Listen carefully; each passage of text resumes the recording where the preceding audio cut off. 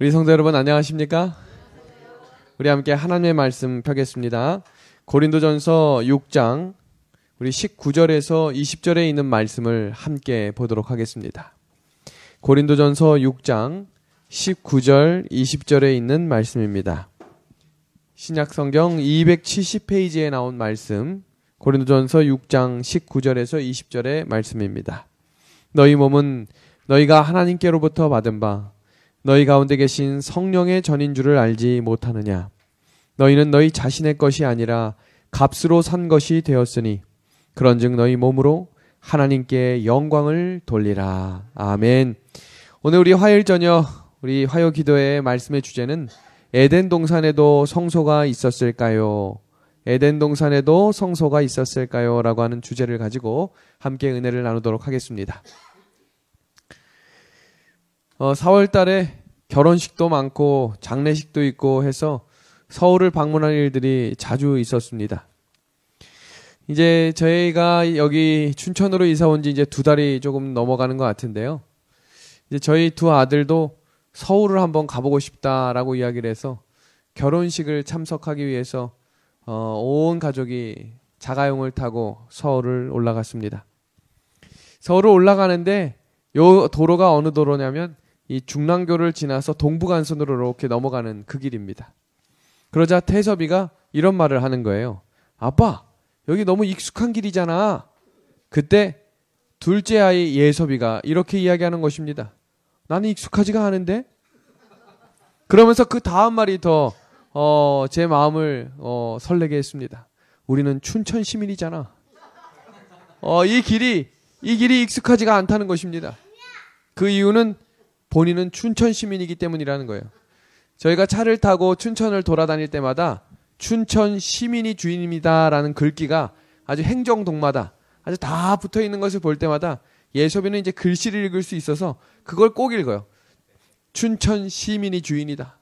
저는 근데 그 글을 볼 때마다 꼭 떠오르는 말씀 구절이 있었어요. 그 구절은 바로 빌립보서 3장에 나온 말씀입니다. 오직 우리의 시민권은 하늘에 있는지라. 이사를 왔는데도 불구하고 아직도 그 땅을 그리워하는 것은 이 본 마음이 아닌 것입니다. 주소지가 옮겨지고 우리의 시민권이 옮겨지면 우리의 시민권이 성경은 하늘에 있는 하늘 시민권자라고 이야기했습니다. 땅에 살지만 하늘 사는 백성처럼 사는 성도들의 이름, 그 이름이 바로 그리스도인입니다. 그러면 우리 함께 배웠죠? 예수님의 마음을 품은 사람들은 마음의 보좌의 왕이 누구셔야 돼요? 예수님이셔야 되는데 여전히 나인 사람은 그곳이 은혜의 왕국이 될 수 없다고 말씀드렸습니다. 예수님이 보좌에 앉아있는 사람은 누구의 법을 따라 사는 사람이라고 그랬죠? 예수님의 법을 따라 사는 사람입니다. 우리가 함께 살피고 있는 신앙의 본질을 회복하는 것을 우리 함께 공부하고 있는데 신앙의 본질이 뭐라고 했죠? 우리가 하나님을 믿고 교회에 다니는 근본 목적이 뭐라고 했어요? 하나님의 형상을 뭐하는 것? 회복하는 것이라고 우리가 함께 배웠습니다. 하나님의 형상을 회복하는 과정을 3가지로 압축해서 배웠는데요. 하나님과 어떤 관계를 맺고 살아야 하느냐라고 하면서 3가지를 설명드렸었는데 첫 번째는 안식일을 성수하고 두 번째는 하나님의 성물인 11조 생활을 구별하며 세 번째는 뭐였죠? 말씀을 경건하게 살아야 된다라고 우리가 함께 배웠습니다.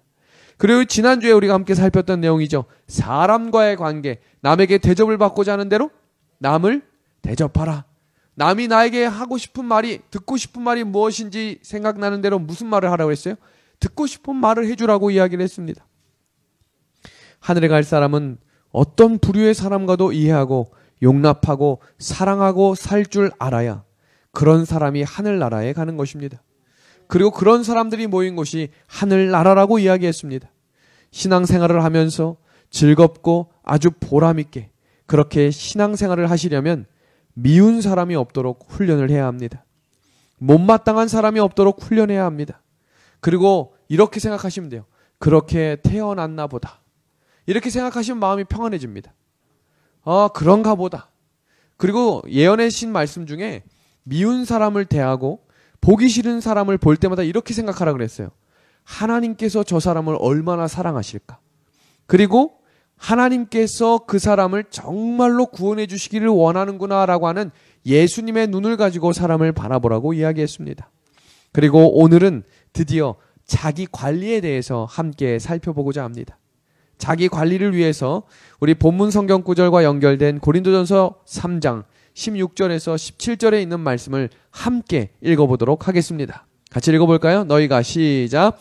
너희가 하나님의 성전인 것과 하나님의 성령이 너희 안에 거하시는 것을 알지 못하느뇨. 누구든지 하나님의 성전을 더럽히면 하나님이 그 사람을 멸하시리라. 하나님의 성전은 거룩하니 너희도 그러하니라. 우리가 뭐라고 이야기하고 있어요? 성전이라고 이야기합니다. 하나님께서 거하시는, 성령께서 거하시는 성령이라. 고린도전서 6장에서는 이것을 조금 더 구체적으로 설명하는 것입니다. 너희 몸은 너희가 하나님께로부터 받은 바 너희 가운데 계신 성령의 전인 줄을 알지 못하느냐. 너희가 너희의 것이 아니라 값으로 산 것이 되었으니 그런즉 너희 몸으로 하나님께 영광을 돌리라. 여기는 아주 우리라고 말하지 않고 너희 몸은이라고 이야기했습니다. 우리의 몸이 원래 죗값에 팔려서 사단의 손에 넘겨졌었거든요. 그런데 누가 다시 되찾으셨지요? 예수님께서 자신의 생명을 주시고 도로 되찾으신 것입니다. 그래서 이제 우리 몸이 우리의 것이 아니고 누구의 것이 된 거예요? 하나님의 것이 된 것입니다. 그 몸으로 하나님께 뭐 하라고 되어 있는 거예요? 영광을 돌리라고 이야기하신 것입니다. 이것은 아주 중요한 신앙입니다. 내 몸이 내 것이 아니라 하나님의 것임을 기억하라라는 것입니다.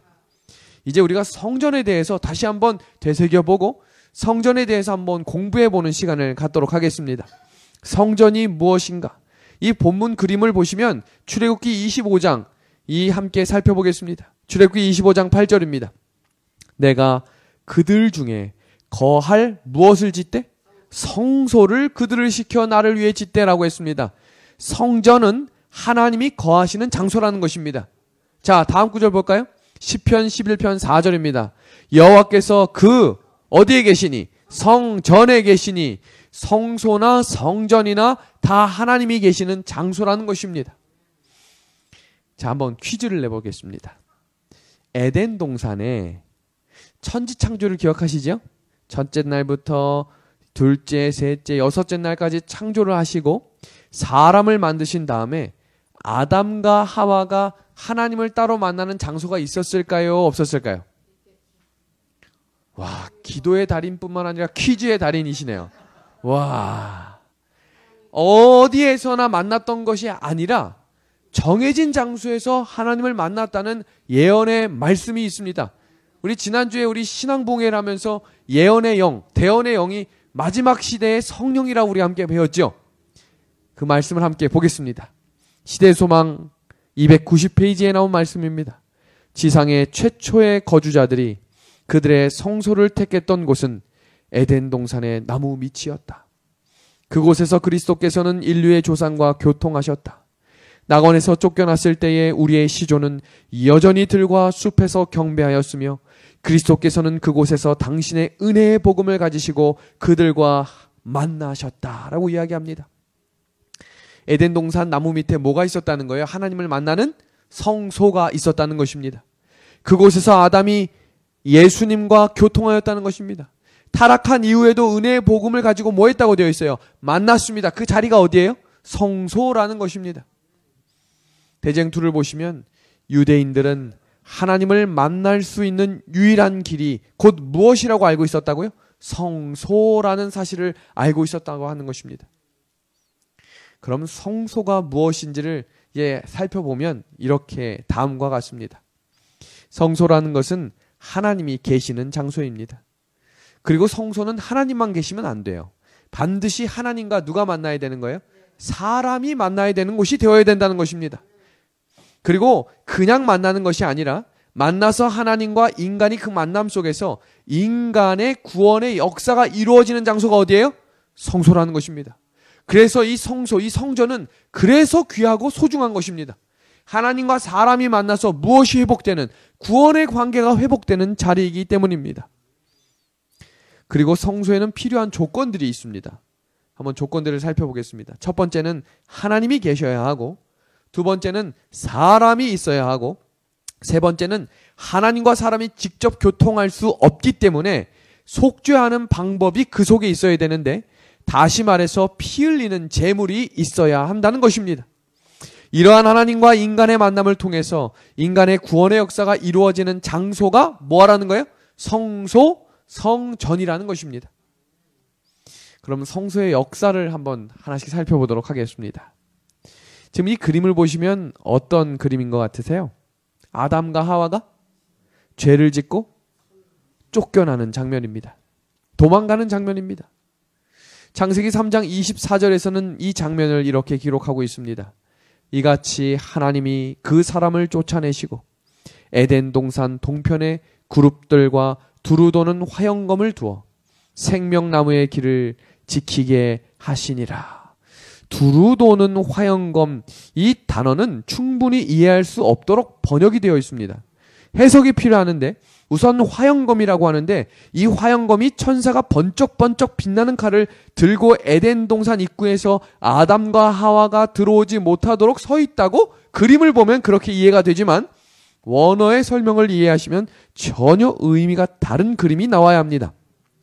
화영검이라고 하는 것은 칼에 중점을 둔 것이 아니라 불길에 중점을 둔 단어입니다. 자, 한번 보세요. 라하트라고 하는 이 단어가 화영검이라고 하는 단어인데요.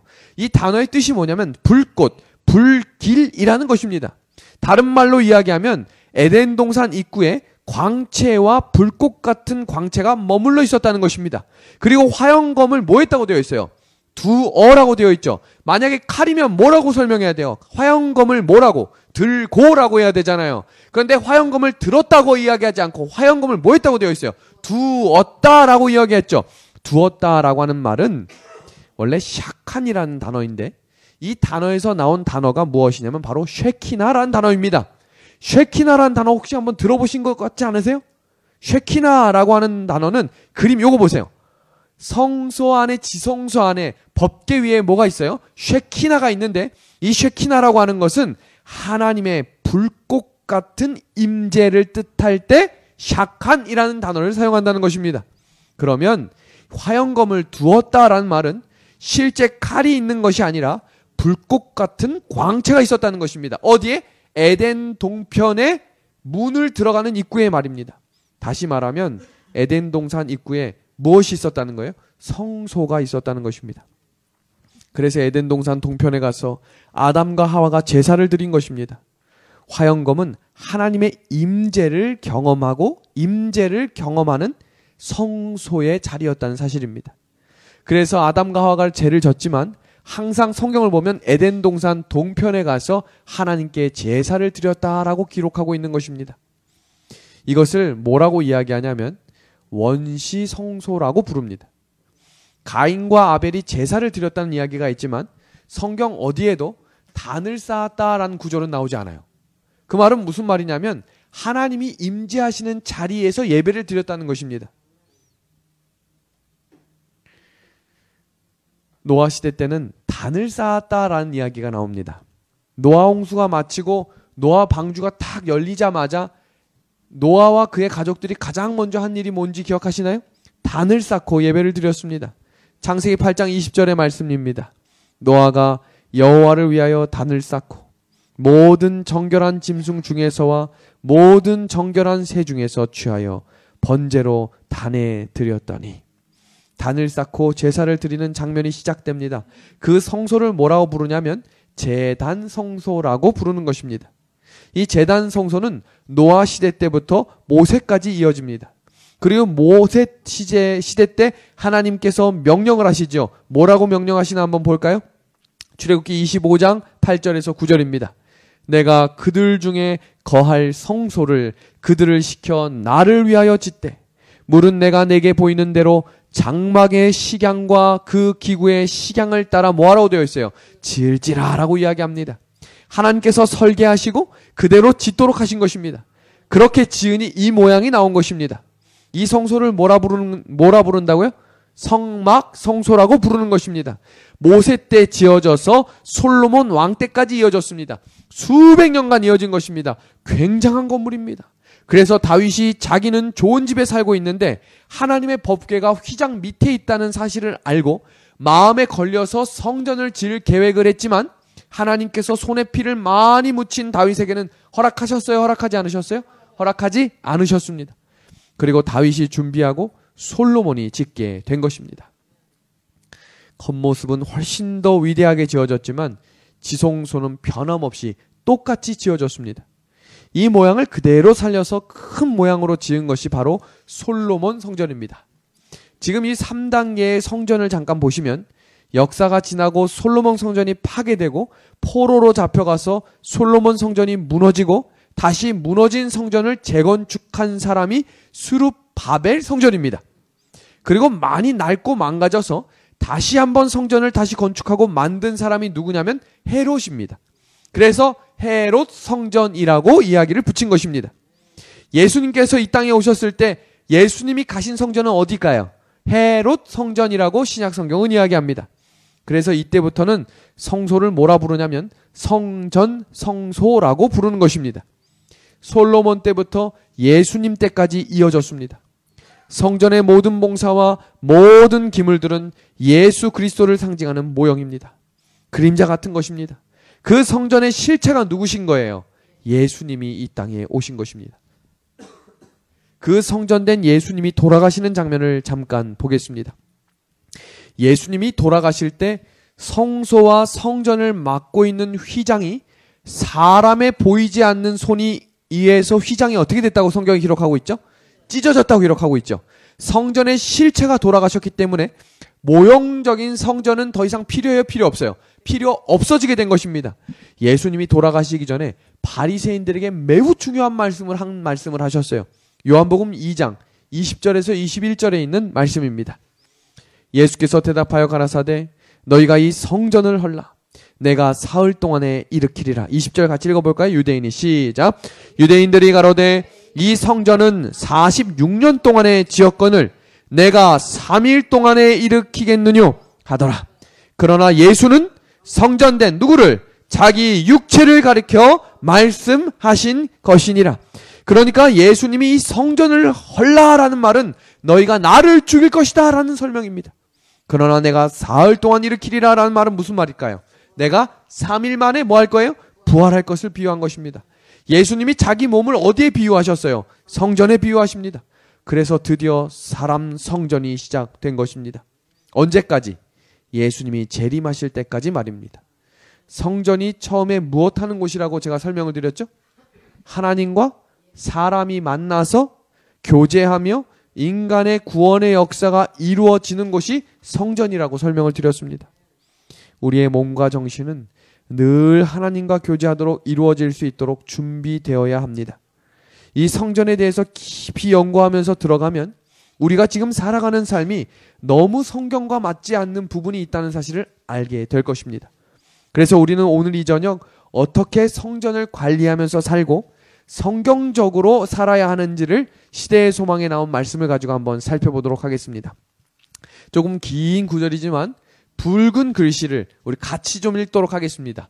마지막에 나온 붉은 글씨만 읽어주시면 됩니다. 영세전부터 광명하고 거룩한 스랍 천사로부터 사람에 이르기까지 모든 피조물을 창조주께서 내재하시는 성전이 되도록 하시는 것이 하나님의 목적이었다. 죄로 말미암아 인류는 하나님의 성전이 되기를 그쳤다. 사람의 마음은 죄악으로 어두워지고 더러워져서 신령하신 하나님의 영광을 더 이상 드러내지 못하였다. 그러나 하나님의 아들이 육신을 쓰시고 사람이 되심으로 하늘의 목적은 성취되었다. 우리 큰 목소리로 같이 읽어볼까요? 시작. 하나님께서 인류 안에 거하시고 또한 구원하는 은혜를 통하여 사람의 마음은 다시 하나님의 성전이 되었다. 자신의 몸과 마음이 하나님의 성전이라고 확신하시나요? 다른 분은 확신 안 하시나 보죠? 우리의 몸이 성경은 명확하게 뭐라고 이야기하셨냐면 하나님의 성전이라고 이야기했습니다. 그러면 이 성전된 몸을 관리해야 할까요? 우리가 금요일마다 이 성전 깨끗하게 치우지요. 그런 것처럼 우리의 몸과 마음도 깨끗이 치워야 할까요? 치워야 한다는 것입니다. 그러면 교회는 바닥을 쓸고 닦으면 되는데 그럼 우리의 몸은 어떻게 쓸고 닦느냐는 것입니다. 목욕하면 깨끗해지는 건가요? 그것을 하나씩 말씀으로 살펴보겠습니다. 너희 몸은 너희가 하나님께로부터 받은 바 너희 가운데 계신 성령의 전인 줄을 알지 못하느냐. 너희는 너희의 것이 아니라 값으로 산 것이 되었으니 그런즉 너희 몸으로 하나님께 영광을 돌리라 그랬습니다.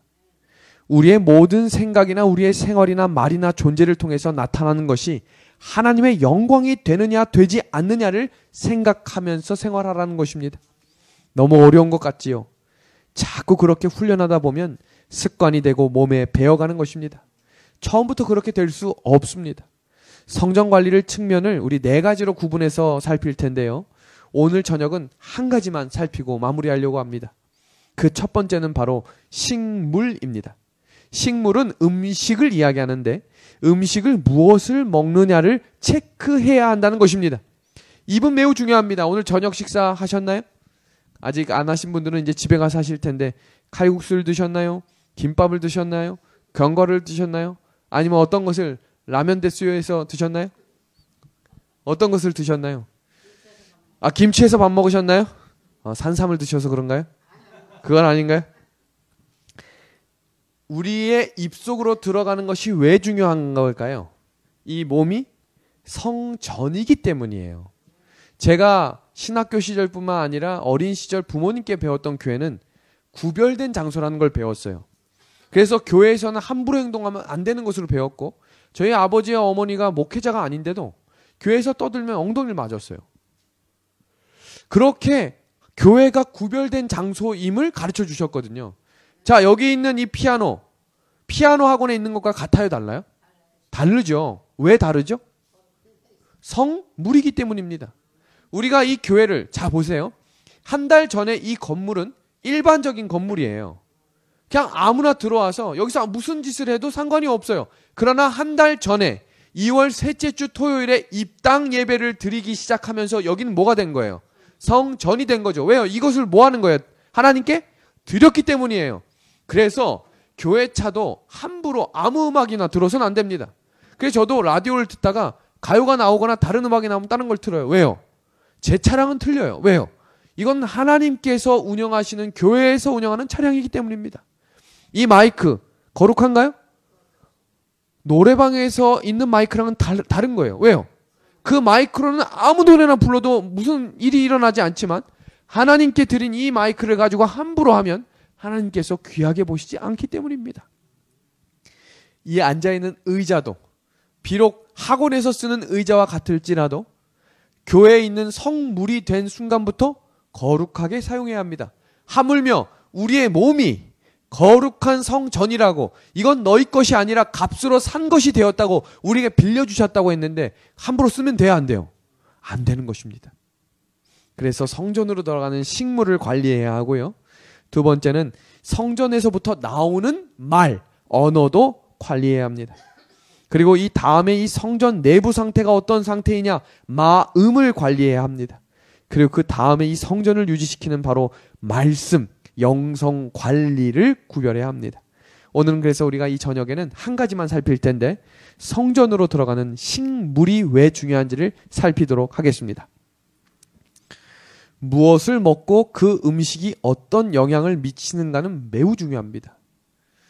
음식의 중요성을 볼까요? 사람의 한평생 80살을 산다고 가정하면 먹는 시간이 6년 반, 자는 시간이 23년이라고 되어 있어요. 제가 최근에 새벽 기도를 하고 이렇게 스케줄을 이렇게 운영하다 보니까 하루에 5시간 미만으로 자요. 근데 잠을 자다 보니까 피곤함을 느껴요.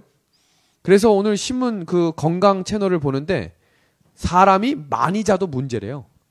많이 잔다고 건강한 게 절대 아니랍니다. 사람이 많이 자면 오히려 뇌에 안 좋은 영향을 끼친대요. 그래서 가장 적당한 시간이 6시간에서 7시간이라고 이야기합니다. 그런데 그것만큼 중요한 게 뭐라고요? 먹는 것입니다. 오늘 식품 분류를 할 텐데 여기 잘 보십시오. 식품 분류는 성도 여러분께 한번 질문해 볼게요. 좋은 식품을 먹고 싶으세요? 불량식품을 먹고 싶으세요? 좋은 식품이죠? 좋은 것을 먹고 싶으세요? 맛있는 거 먹고 싶으세요? 좋은 것이에요? 확실합니까? 거짓이 섞인 것이 아니죠? 많은 사람들이 맛있고 좋은 것을 먹고 싶어 합니다. 그렇다면 하나님이 주신 1등급 식품과 2등급 식품과 3등급 식품이 있어요. 자, 여기 보십시오. 1등급 식품은 과일류, 곡류, 채소류, 견과류 등이라고 성경이 이야기합니다. 가급적 정제하지 않은 거친 상태를 이야기합니다. 예언의 말씀 중에도 이렇게 명확하게 기록이 되어 있어요. 그리고 2등급 식품은 하나님께서 먹도록 허락하신 육류와 생선입니다. 그리고 마지막 3등급 식품은 하나님께서 금하신 육류와 생선입니다. 그런데 오늘날 많은 세상 사람들이 뭘 먹고 살아요? 3등급 식품을 먹으면서 살아가는 것입니다. 청나라 말기 서태후 황후가 살았습니다. 이 황후가 유명해졌던 이유 중에 하나는 이 황후는 하루에 한 끼에 몇 인분을 먹었냐면 놀라지 마세요. 300인분을 먹었대요. 말도 안 되죠. 이 여인이 이렇게 뚱뚱하지도 않은데 어떻게 300인분을 먹었는가 제가 책을 살펴보니까 실제로 다 먹은 것이 아니라 관상용 음식이라고 해서 좋은 음식을 보기만 했다는 거예요. 눈으로 100인분을 했는데 생각해 보세요. 그 당시 절대 왕권 시대에 왕후의 식탁을 차리는 요리사가 그냥 시골에서 있는 요리사겠어요? 아니면 정말로 최고의 요리사들만 모였겠어요? 근데 황후가 어느 날 기분이 나쁘면 이거 눈으로 보다가 이거 안 이쁘잖아 하면 죽었대요. 그러니 이 음식을 만드는 요리사들이 목숨을 걸고 만든 것입니다. 그렇게 만든 요리니 이 볼만 하겠어요? 볼만하지 않겠어요? 얼마나 볼만했는지 모른다고 책은 이야기합니다. 그리고 두 번째는 100인분을 코로 향으로 먹었다는 거예요. 100인분을 이렇게 쫙 1인분, 2인분, 3인분 나오면 향으로 먹었대요. 그리고 마지막 100인분은 드디어 먹었다는 것입니다. 한 사람이 100인분 다 먹을 수 있을까요? 어떻게 먹었냐면 먹은 다음에 토를 했대요. 그래서 예전 로마나 이집트나 중국 왕들은 귀족들과 연애 장소가 있는 반드시 그 장소에는 한 특별한 방이 있었는데 그 방이 무슨 방이었냐면 토하는 방이었답니다. 그래서 맛있는 음식을 먹고 뭐 하는 거예요? 토를 하고 또 먹었다는 것입니다. 그래서 이 서태후라고 하는 황후는 일찍 죽었어요. 왜냐하면 먹는 것을 구별해서 먹지 않았기 때문입니다. 얼마 전 서울대학교에서 미이라 있죠. 미이라 아세요? 미이라를 다시 한번 조사를 했대요. 도대체 미이라 누가 미이라 된 줄 아시죠? 당시 람세스라고 하는 왕들, 귀족들, 아주 높은 사람들만 미이라로 만들었는데 미이라의 몸을 이렇게 한번 분석을 해보니까 그 당시 사람들이 어떤 병을 가지고 죽었나 보니까 간견병증, 갑상선종, 결핵, 골다공증, 관절염, 구루병, 늑막염, 담석증, 당뇨, 동맥경화, 두통, 류마티스, 말라리아, 변비, 비만, 빈혈, 소아마비, 신석증, 심장병, 암, 이질, 임질, 천연두, 충치, 통풍, 파상풍, 변도선염, 폐렴, 풍치, 한센병. 한번 생각해 보세요. 람세스 2세가 심한 퇴행성 고관절염과 심각한 동맥경화가 있었대요. 그 수천 년 전에 오늘날과 같은 질병이 있었다는 것은 우리가 지금 먹고 사는 것이 그 이집트 사람들과 똑같다는 것입니다. 다른 말로 이야기하면 잘 먹어야 잘 건강하게 살 수 있다는 말이고 잘못 먹으면 그 건강을 잃을 수 있다는 말입니다. 사람들이 원래 먹도록 해주신 음식은 원래 1등급 음식뿐입니다. 창세기 1장 29절의 말씀입니다. 하나님께서 가라사대 내가 온 지면에 씨 맺는 모든 채소와 씨 가진 열매 맺는 모든 나무를 너희에게 주노니 너희 식물이 되리라. 또 땅의 모든 짐승과 공중의 모든 새와 생명이 있어 땅에 기는 모든 것에게는 내가 모든 푸른 풀을 식물로 주노라. 하나님이 사람에게 주신 음식은 원래 1등급 음식이라는 사실을 기억하셔야 합니다. 그리고 주신 보조 식물이 있어요. 이 1등급 식물이 한 번에 다 사라졌던 때가 있죠. 그때가 언제였죠? 노아 홍수 직후입니다. 창세기 9장 3절입니다. 무릇 산 동물은 너희의 식물이 될지라 채소같이 내가 이것을 다 너희에게 주노라. 동물을 먹으라는 것입니다. 그러나 아무 동물이나 먹으면 안 됩니다.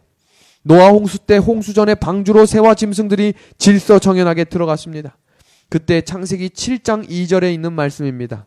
너는 모든 정결한 짐승은 암수 7씩 부정한 것은 암수 2씩을 내기로 취하며 공중의 새도 암수 7씩을 취하여 그 씨를 온 지면에 유전케 하라. 씨를 유전케 하면 암수 2씩만 있으면 되는데 암놈 하나에 순놈 하나. 그런데 정결한 짐승은 몇 쌍씩 두었다고요? 7쌍씩 두었습니다. 홍수 후에 먹을 것이 없을 때 그 짐승을 먹어야 했기 때문에 정결한 것을 넉넉하게 집어 넣으신 것입니다. 식물이 나올 때까지 고기를 먹게 하셨어요. 가만히 생각해 보면 이 고기를 먹도록 하신 것은 임시 조치입니다. 왜 고기를 먹도록 하셨다고요? 먹을 채소가 없었기 때문입니다. 차선책으로 2등급 식품을 먹도록 하신 것입니다. 제가 몽골에 봉사대를 갔는데 몽골은 육류보다 채소류가 더 비싸요. 그래서 육류가 기본 음식이고 채소는 특별한 날에만 먹는 음식입니다.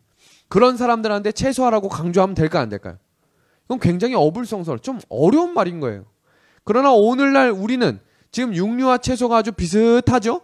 근데 우리가 더 손이 가고 맛있다고 생각하는 음식들이 있어요. 그러나 기억하셔야 될 것은 1등급 식품, 하나님이 우리에게 가장 먼저 제정하시고 정하신 음식을 우리의 몸과 마음에 건강하게 만드는 음식이라는 것을 기억해야 합니다. 휘발유를 집어넣어야 갈 수 있는 자동차에게 디젤을 넣으면 어떻게 될까요? 고장나죠. 저하고 같이 함께 목회를 했던 한 젊은 목회자가 실수를 했어요. 디젤 차에다가 휘발유를 넣은 것입니다. 그리고 차량을 운행했어요. 어떻게 됐을까요? 차가 츠크츠크 소리가 이상한 것입니다. 그래서 그 차를 저기 공장에 다시 들어갔어요. 그래서 그 공장에서 일하시는 분이 뭐라고 이야기했냐면, 아유, 이 차량 큰일 날 뻔했습니다.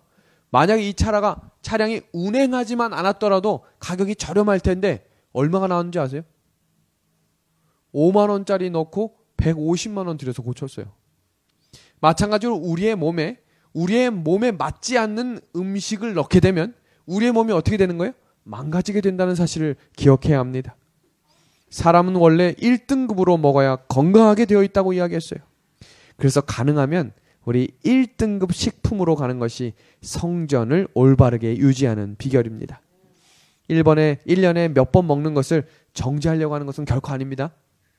그래서 제가 지금 고기를 먹지 마세요라고 하는 것보다 더 강조하고 있는 것은 하나님께서 구별하신 1등급 식품을 더 건전하고 건강하게 자주자주 애용하고 드시라고 권장하는 것입니다.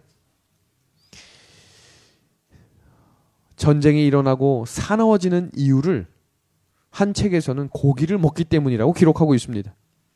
온순해지기를 원하는 사람들은 고기를 절제해야 된다라는 구절이 나옵니다. 예언의 말씀입니다. 육식의 결과는 즉시로 나타나지 않을 수도 있다. 그렇다고 해서 이것이 무해하다는 증거는 되지 못한다. 자신들이 먹은 고기가 혈액을 중독시키고 병을 일으킨다는 것을 믿는 사람은 별로 없다. 고기를 먹으면 그것이 위장 안에서 부패하여 질병을 일으키는 경우가 많다.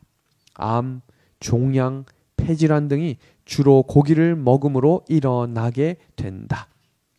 당장 무슨 증상이 나타나지 않는다고 해서 그것을 계속해서 끊임없이 섭취하는 것은 위험하다는 것입니다. 혹시 이 사진이 무슨 사진인지 아시나요? 네? 요 파란색 뭐 같으세요? 파란색. 이 파란색이 바로 암세포입니다. 암세포. 이 암이라고 하는 한자를 보시면 입구자 3개가 있죠. 입에다 아무거나 집어넣으면 암이 걸린다는 거예요. 그리고 그 입구자 밑에 사람이 잘 먹으면 뭐 해야 돼요? 잘 배설을 해야 되는데 암이 걸리면 일단 이것이 쉽지가 않아요. 그러니까 밑에 뭐로 막혀 있어요? 산으로 막혀 있는 것입니다. 원래 우리가 어딜 향해 가야 되는데 내가 산을 향하여 눈을 들리라고 했지 산을 내 밑에 두라고 하지 않았죠. 먹는 것을 절제하지 못하면 어떻게 되는 거예요? 산이 밑으로 내려와서 내 몸이 망가진다는 사실입니다. 그래서 무리한 다이어트도 사람에게 아주 유해한 건강을 해치는 것이 된다는 사실입니다. 그래서 구별된 식사를 가지고 규칙적인 식사가 우리를 건강하게 만든다는 것을 꼭 기억하시기를 바랍니다. 1등급 식품의 중요성입니다. 고기를 사용함으로 동물적인 본성이 강화되고 영적인 본성이 약화된다. 죽은 동물의 고기를 흔하게 사용함으로 육체적 체질에는 물론이요 도덕력을 저하시키는 영향을 끼치고 있다. 그러한 음식은 그들의 혈관의 피를 불결하게 하며 저열한 동물적인 정욕을 흥분시킨다.